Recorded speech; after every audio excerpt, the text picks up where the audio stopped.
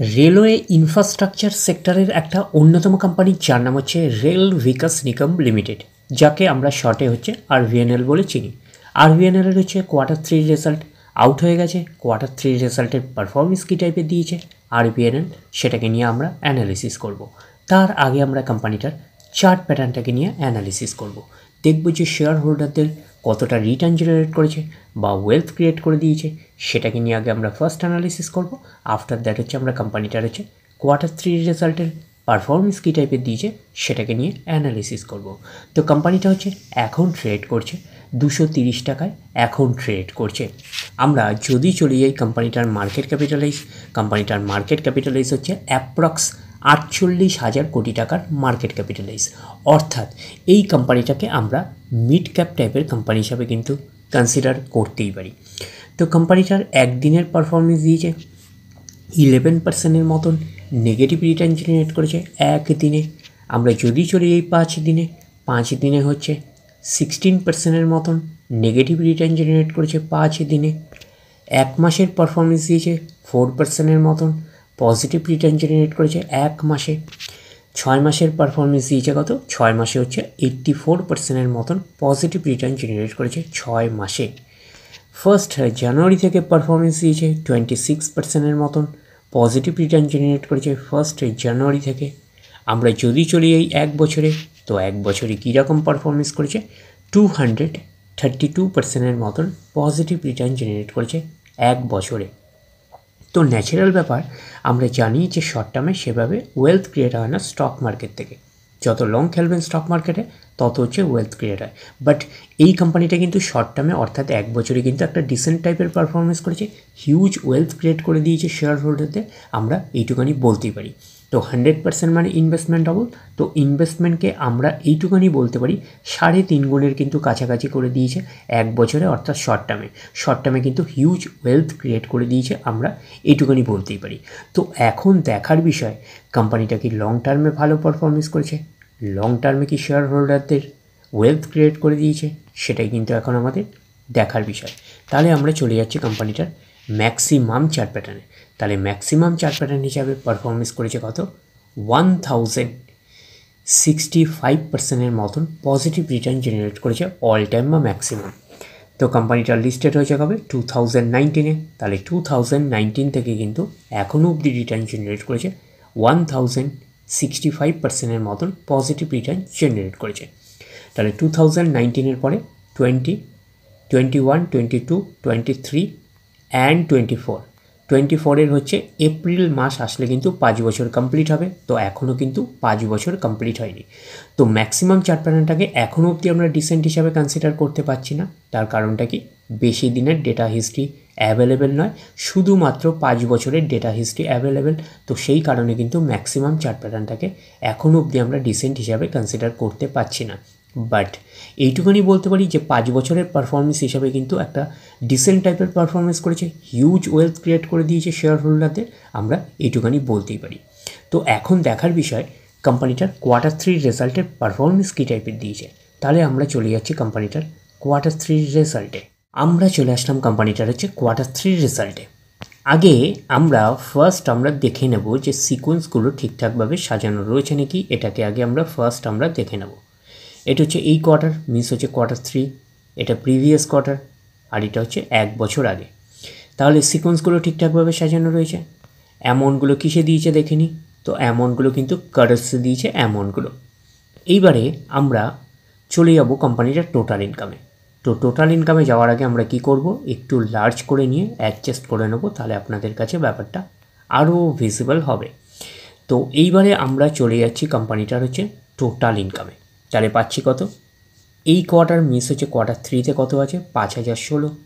Previous কোয়ার্টারে ছিল 5,210 এবং এক বছর আগে ছিল 5,293। তাহলে এক বছর আগের 5,293টা এখন কত হয়ে গেছে? 5,016। তাহলে আমরা বলবো ইয়ার অন ইয়ার বেসিস কিন্তু ডাউন পারফরমেন্স করেছে টোটাল এক্সপেন্সেসে, টোটাল ইনকামে। তার মানে হচ্ছে year on year basis down performance করেছে টোটাল ইনকামে। তাহলে প্রিভিয়াস কোয়ার্টারে ছিল কত? 5,210, সেটা হয়ে গেল এই কোয়ার্টার, মিস হচ্ছে কোয়ার্টার 3-তে হয়ে গেল কত? 5,016। তাহলে আমরা বলবো কোয়ার্টার অন কোয়ার্টার বেসিসেও কিন্তু ডাউন পারফরমেন্স করেছে, আমরা এইটুখানি বলতে পারি টোটাল ইনকামে। তো ন্যাচারাল ব্যাপার, আমরা জানি যে ইনকাম করতে গেলে কোম্পানিকে এক্সপেন্সেস করতেই হবে। তো এখন দেখার বিষয় কোম্পানিটা ইনকাম করতে গিয়ে কতটা এক্সপেন্সেস করেছে। তাহলে আমরা চলে আসলাম টোটাল এক্সপেন্সেসে।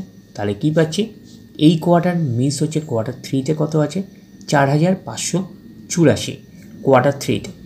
প্রিভিয়াস কোয়ার্টারে ছিল কত, 4,754 প্রিভিয়াস কোয়ার্টারে, এবং এক বছর আগে ছিল 4,889। তাহলে এক বছর আগের 4,889টা এখন কত হয়ে গেছে, 4,584।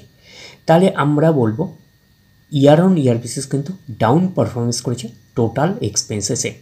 প্রিভিয়াস কোয়ার্টারে ছিল কত, 4,754, সেটা হয়ে গেল এই কোয়ার্টার, মিস হচ্ছে কোয়ার্টার থ্রিতে হয়ে গেল 4,584। তাহলে আমরা বলবো কোয়ার্টার অন কোয়ার্টার বেসিসে কিন্তু ডাউন পারফরমেন্স করেছে টোটাল এক্সপেন্সেসে। এইবারে আমরা বের করব কি, এইবারে আমরা বের করবো হচ্ছে অপারেটিং প্রফিট। কী করে বের করব, টোটাল ইনকাম থেকে টোটাল এক্সপেন্সেস আমরা বাদ দেবো, বাদ দিলে যেটা পড়ে থাকবে সেটা হচ্ছে অপারেটিং প্রফিট। টোটাল ইনকাম পেয়ে গেছি, টোটাল এক্সপেন্সেস পেয়ে গেছি, টোটাল ইনকাম থেকে টোটাল এক্সপেন্সেস বাদ দিলে পড়ে থাকছে অপারেটিং প্রফিট। তাহলে অপারেটিং প্রফিট আমরা কি পাচ্ছি, এই কোয়ার্টার মিস হচ্ছে কোয়ার্টার থ্রিতে 432, প্রিভিয়াস কোয়ার্টারে ছিল 455, এবং এক বছর আগে ছিল 403। তাহলে এক বছর আগের 403টা এখন কত হয়ে গেছে, 432। তাহলে আমরা বলবো ইয়ার অন ইয়ার বেসিস কিন্তু জাম্প রয়েছে, আমরা এইটুখানি বলতে পারি অপারেটিং প্রফিটে। প্রিভিয়াস কোয়ার্টারে ছিল কত, 455, সেটা হয়ে গেল এই কোয়ার্টার, মিন্স হচ্ছে কোয়ার্টার থ্রিতে হয়ে গেল 432। তাহলে আমরা বলবো কোয়ার্টার অন কোয়ার্টার বেসিস কিন্তু ডাউন পারফরমেন্স করেছে অপারেটিং প্রফিটে। তো অপারেটিং প্রফিটটাই নিশ্চয়ই কোম্পানির মেন প্রফিট নয়, তারপরে বিভিন্ন অ্যাডজাস্টমেন্ট থাকলে সেগুলো প্লাস মাইনাস হবে, গভর্নমেন্টকে ট্যাক্স পে করতে হবে, গভর্নমেন্টকে ট্যাক্স পে করার পরে কোম্পানির কাছে যেটা পড়ে থাকবে সেটা কোম্পানির ফাইনাল প্রফিট বা নেট প্রফিট হিসাবে আমরা কনসিডার করতে পারি। তাহলে আমরা কি পাচ্ছি, এই কোয়ার্টার মিস হচ্ছে কোয়ার্টার থ্রিতে 358, তার মানে কোয়ার্টার থ্রিতে রয়েছে 358। প্রিভিয়াস কোয়ার্টারে ছিল কত, 394, এবং এক বছর আগে ছিল কত, 382। তাহলে এক বছর আগের 382টা এখন কত হয়ে গেছে, 358। তাহলে আমরা বলবো ইয়ার অন ইয়ার বেসিস কিন্তু ডাউন পারফরমেন্স করেছে নেট প্রফিটে। প্রিভিয়াস কোয়ার্টারে ছিল কত, প্রিভিয়াস কোয়ার্টারে ছিল 394, সেটা হয়ে গেল এই কোয়ার্টার, মিন্স হচ্ছে কোয়ার্টার থ্রিতে হয়ে গেল 358। তাহলে আমরা বলবো কোয়ার্টার অন কোয়ার্টার বেসিসে কিন্তু ডাউন পারফরমেন্স করেছে, আমরা এইটুখানি বলতে পারি নেট প্রফিটে। এইবারে আমরা চলে যাব কি, এইবারে আমরা চলে যাব কোম্পানিটার হচ্ছে ইপিএসে, অর্থাৎ আর্নিং পার শেয়ারে। তাহলে দেখব যে আর্নিং পার শেয়ারে কী অবস্থান রয়েছে। তাহলে আমরা চলে আসলাম কোম্পানিটার ইপিএসে, অর্থাৎ আর্নিং পার শেয়ারে। এই কোয়ার্টার মিস হচ্ছে কোয়ার্টার থ্রিতে 1.72, প্রিভিয়াস কোয়ার্টারে ছিল কত, 1.89, এবং এক বছর আগে ছিল কত, 1.83। তাহলে এক বছর আগের 1.83টা এখন কত হয়ে গেছে, 1.72। তাহলে আমরা বলবো ইয়ার অন ইয়ার বেসিস কিন্তু ডাউন পারফরমেন্স করেছে ইপিএসে, অর্থাৎ আর্নিং পার শেয়ারে। প্রিভিয়াস কোয়ার্টারে ছিল কত, 1.89, সেটা হয়ে গেল এই কোয়ার্টার, মিস হচ্ছে কোয়ার্টার থ্রিতে হয়ে গেল 1.72। তাহলে আমরা বলবো কোয়ার্টার অন কোয়ার্টার বেসিসও কিন্তু ডাউন পারফরমেন্স করেছে, আমরা এইটুখানি বলতে পারি ইপিএসে, অর্থাৎ আর্নিং পার শেয়ারে। তো ন্যাচারাল ব্যাপার, আমরা জানি যে নেট প্রফিটের রিফ্লেকশনটা ইপিএসে পাই, তো নেট প্রফিটের রিফ্লেকশনটা আমরা ইপিএসে পেয়েছি। তো ওভারঅল কনক্লুশনে আমরা আসলাম যে আরভিএনএর হচ্ছে কোয়ার্টার থ্রির রেজাল্ট সেই অর্থে কিন্তু ভালো পারফরমেন্স করেনি, আমরা এইটুখানি বলতে পারি, একটা পুয়ার টাইপের পারফরমেন্স করেছে, আমরা কিন্তু এইটুখানি বলতেই পারি। বাট কোম্পানিটা কিন্তু ফান্ডামেন্টালি সাউন্ড কোম্পানি এবং একটা ফিউচার ওরিয়েন্টেড স্টক হিসাবে কিন্তু আমরা কনসিডার করতেই পারি। তাহলে ওভারঅল ভিউটা আপনাদের কাছে ক্লিয়ার। তাহলে এই অবধি, নেক্সট ভিডিওতে আবার আপনাদের সাথে আমার দেখা হচ্ছে। ধন্যবাদ।